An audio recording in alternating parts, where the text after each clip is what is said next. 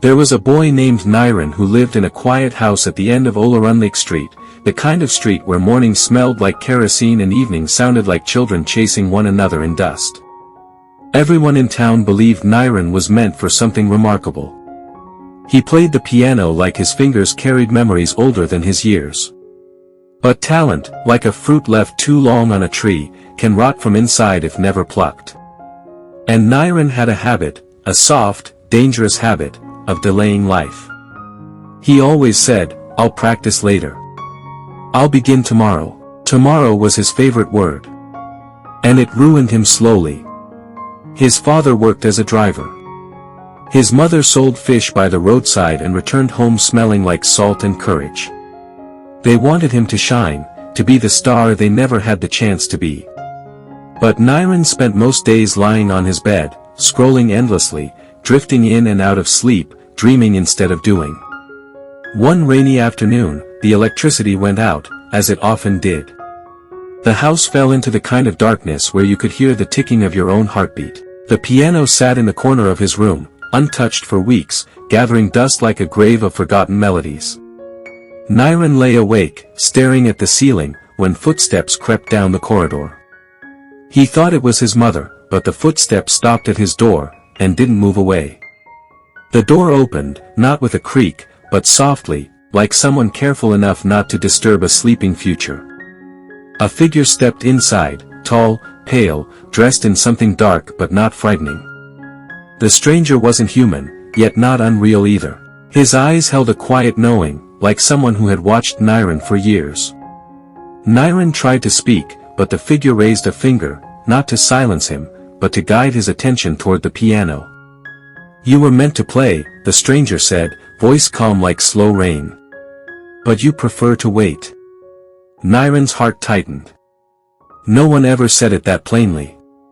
The figure walked to the piano, sat, and played, softly at first. Each key sounded like footsteps through memory. Then the music shifted, fuller, deeper, filled with the emotion Niran always felt but never expressed. The boy listened, breath still, as tears warmed his face without permission. "I could have been your future," the stranger said. "But you never chose me." Niran blinked, confused. Who are you?" "I am the man you could have become," the figure answered. "The version of you that practiced even when tired. The version that didn't waste time waiting to feel ready." Niran's throat tightened. He wanted to defend himself, to explain how hard starting felt, how easy comfort was. But excuses tasted bitter. The stranger stood and walked towards the door as if preparing to leave forever. "Why did you come?" Niran whispered. "To say goodbye," the figure replied. "I was fading." A heaviness fell over Niran's chest, a weight heavier than failure, heavier than shame. It was realization. The kind that doesn't shout, it sinks. "Don't go," Niran said, voice trembling. "Teach me. Give me time. I'll practice. I will." The stranger paused, hand resting gently on the door frame. "Time is the currency you've been spending carelessly," he said. "But if you truly want me, then earn me." Then he disappeared, not like magic, but like a person walking out of a dream. Niran stared at the empty doorway for a long moment, unsure whether to fall apart or stand up. His hands shook as he moved toward the piano. The chair felt cold. His fingers felt stiff. But he pressed the first key. It sounded small, timid, like a bird learning how to breathe. He played again. And again. Not perfectly, not beautifully, but honestly. Hours passed. Darkness turned to gray dawn.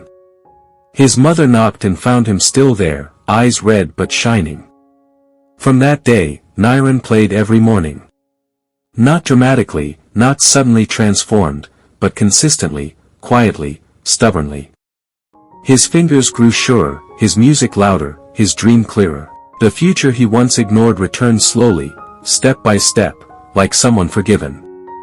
He never saw the stranger again. But sometimes, while playing, he felt a shadow sit beside him, not as a warning, but as a reminder. A future never lost, only delayed.